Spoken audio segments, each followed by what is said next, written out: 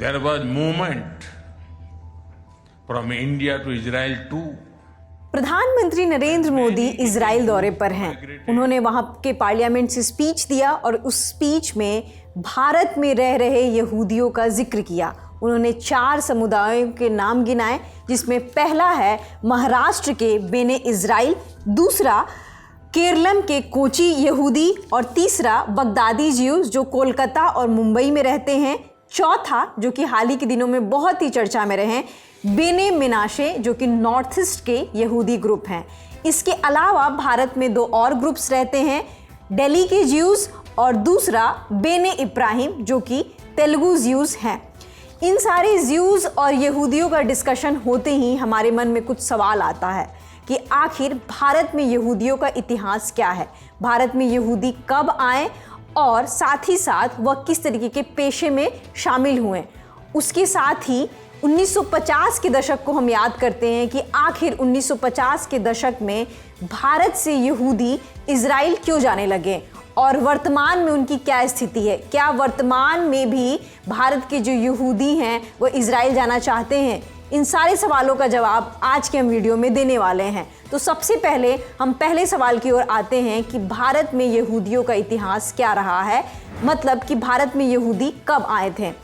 इस पर हमने काफ़ी रिसर्च किया और बहुत सारे स्कॉलर्स के राइटिंग्स को पढ़ने के बाद हम एक कोई तारीख और एक कोई साल तय नहीं कर पाए कि भारत में यहूदी इस वर्ष में या इस सेंचुरी में आए, लेकिन बहुत सारे हिस्टोरिकल एविडेंसेस के आधार पर हम यह बता सकते हैं कि भारत में यहूदी का जो मौजूदगी है वो बहुत ही पुराना है और वो 1000 ईस्वी में भी भारत में मिलते हैं। साथ ही साथ जो यहूदी ग्रंथ हैं एस्थर, उसमें भी उनका जिक्र मिला है और थ्रू आउट द टाइम भी हम देखते हैं कि भारत में यहूदियों का जिक्र मिलते रहा है, जिसमें हम कुछ हिस्टोरिकल एविडेंसेस को भी डिस्कस करेंगे। तो सबसे पहला जो हिस्टोरिकल एविडेंस जो आ रहा है वो 8th सेंचुरी से आ रहा है कि एसीरियन एम्पायर जो कि इजराइल को 8th सेंचुरी में कॉन्क्वेयर किया था, उसके बाद बहुत सारे प्रांतों में यहूदी फैल गए थे और उन सारे प्रांतों में से एक प्रांत भारत भी था जिसमें से यहाँ पर यहूदी आके बसे।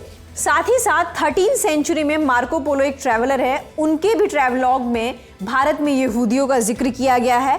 15th सेंचुरी में सेफर्डिक यहूदियों का जिक्र आया जो जिन्हें परदेसी यहूदी कहा गया और ऐसा माना जाता है कि वो स्पेन और पुर्तगाल से भारत में आए। फिर हम 16वीं शताब्दी में ये देखते हैं कि पुर्तगालियों और यहूदियों के बीच में कॉन्फ्लिक्ट की जिक्र आते हैं और 1660 में जब डच इंडिया में आए उनके साथ भी हम देखते हैं कि यहूदियों का एक समन्वय रहा, मतलब डच ने यहूदियों को उनके धर्म को स्वतंत्र रूप से प्रोफेस करने की आज़ादी दी। अब हम ये देखते हैं कि 18th और 19th सेंचुरी में बगदादी यहूदियों का जिक्र आता है जो कि इराक, ईरान और सीरिया से भारत में आए और मुंबई और कोलकाता में आकर व्यापारी बने। और इसमें एक परिवार का भी जिक्र आता है जो कि कल की स्पीच में प्रधानमंत्री नरेंद्र मोदी ने भी जिक्र किया, ससून परिवार का, जो कि एक one of the famous families है यहूदी फैमिली का। और इसमें हम ये देखते हैं कि 1796 में मुंबई में पहला ज्यू सिनेगॉग बना, मतलब सिनेगॉग ये एक यहूदियों का पूजा स्थल है। और 19वीं सदी में जब ब्रिटिश राज इंडिया में आए तो हम ब्रिटिश के साथ कई तालमेल यहूदियों का देखे, जिसमें ब्रिटिश प्रशासन में भी यहूदी रहे, उनके साथ बड़े बड़े हीरा व्यापारियों के तौर पर भी काम किया। तो इस तरीके से हम इन सारे टाइमलाइन से इस चीज़ को ट्रेस कर सकते हैं कि भारत में यहूदियों का जो इतिहास है वो बहुत ही पुराना रहा है और ये शिक्षा, एडमिनिस्ट्रेशन और व्यापार के क्षेत्र में इन्होंने अपना अहम योगदान दिया है। अब हम आते हैं द्वितीय विश्व युद्ध की ओर। जब हॉलोकास्ट हुआ था उस समय भी इंडिया ने यहूदियों को शरण दिया था और उसके बाद हम आते हैं 1950 के दौर में।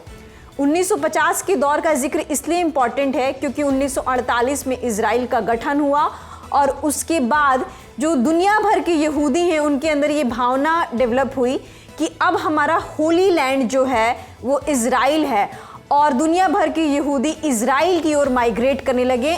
उसके साथ हम यह देखते हैं कि भारत में भी जो ज्यूज कम्युनिटी है उन्होंने भी इजराइल की ओर रुख किया और वहाँ पर एक अच्छा खासा इंडियन इजरायली का डायस्पोरा है जो इजराइल के बहुत सारे सेक्टर्स में अपना महत्वपूर्ण योगदान दे रहा है। तो इस तरीके से हम इंडियन इजरायली का इतिहास ट्रेस कर लिए।